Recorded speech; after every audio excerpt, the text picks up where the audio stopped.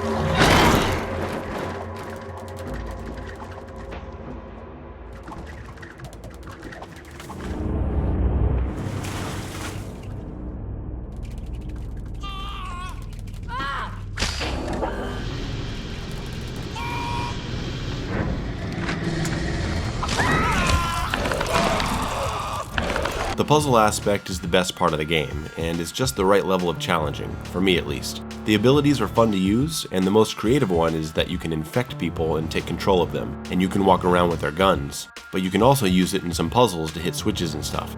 I think I prefer to be the small size, partly because he's just easier to control. When you're giant, it can be a bit confusing steering the big body around. The art style is beautiful. Sometimes I think games can rely on pixel art to get away with making something easily, but you can always tell when a game uses it right and truly cares about how good it looks. And this game looks great. The carnage on screen is really over the top, and the sound design, my god, just listen to this.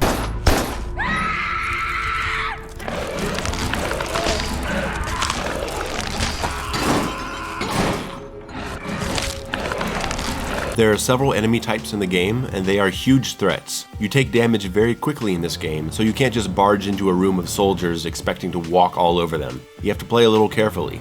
The only thing I don't like, and this is a big one, is the map, or the lack of a map.